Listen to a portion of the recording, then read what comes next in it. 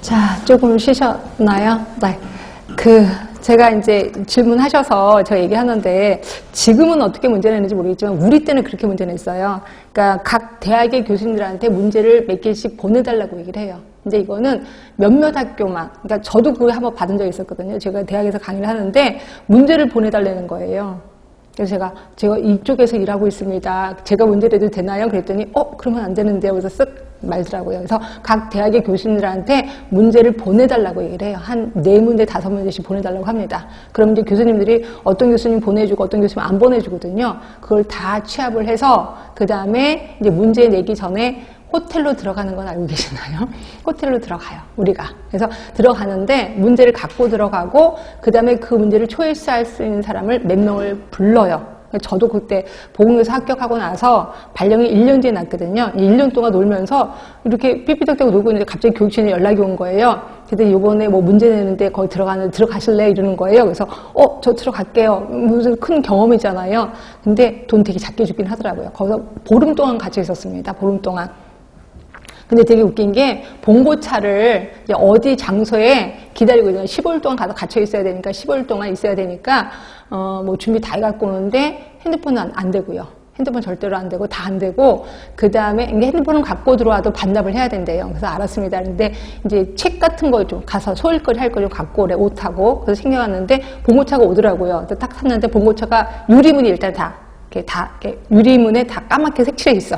밖을 내다볼 수 없게끔 그래서 탔는데 주의점이 뭐냐면 뭐 오른쪽으로 몇 번 왼쪽으로 몇 번 이런 거 하지 말라는 거예요. 무슨 첩보 영화 찍는 것도 아니고 그래서 막 한참 가요. 서울 시내인 것 같은데 되게 막 뺑뺑 돌더라고요. 그래서 돌면서 사람들 한 명씩 이렇게 타요.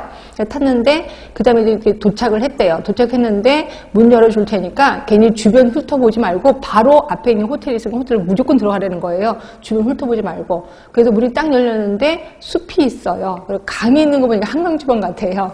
그래서 이제 호텔 문을 열고 빨리 들어가라 해서 막 뛰어서 들어갔거든요.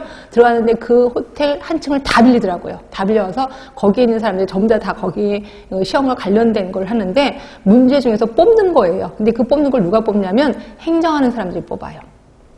그러니까 우리랑 관련 없는 행정하는 사람들이 문제를 뽑아갖고 이거 딱 해주고, 우리한테 주는 건 뭐냐면 오타를 보라는 거죠. 탈자, 오탈자를 보라는 거예요. 그래서 제가 그걸 보고, 그거는 또 오탈자를 보는 거에는 되게 웃긴 게, 이게 이쪽 한국말 있고 뒤에 영어가 있잖아요. 영어를 가로로 해갖고 영어를 해야 되는데, 이렇게 대문자로 돼. 이것도 오탈자예요. 이런 걸 보라는 거죠. 영어가 빠졌는지 안 빠졌는지. 그걸 다 확인해. 그거를 제가 한 일주일 정도 했었던 거 기억이 나요.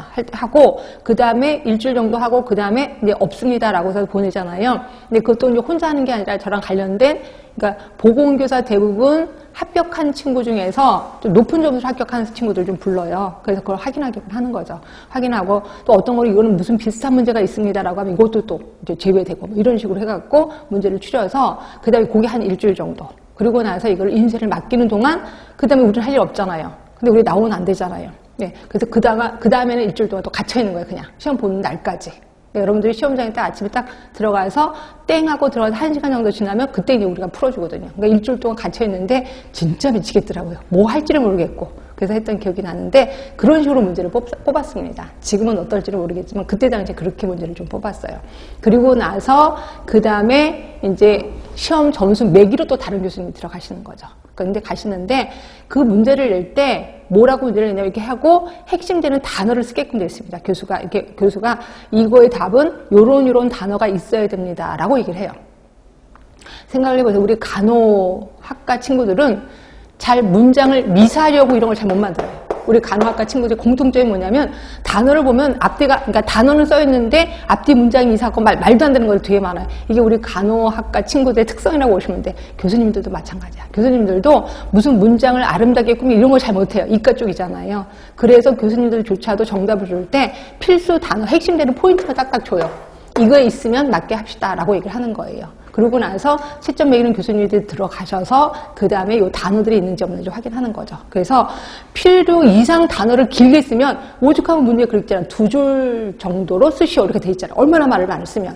근데 저도 한번 점수 매기로 들어갔는데 너무 많이 이렇게 문장을 하잖아요. 그렇게 얘기를 해요. 문장 보지 마세요. 이렇게 얘기를 해요. 왜냐면 문장을 쭉 읽다 보면 맞는 것 같은데요? 맞는 것 같은데요? 그래서 제가 손적으로 이거 맞는 것 같아요. 그러면 안 돼요. 필수적인 단어만 보라는 거예요. 그런 식으로 하고 있거든요.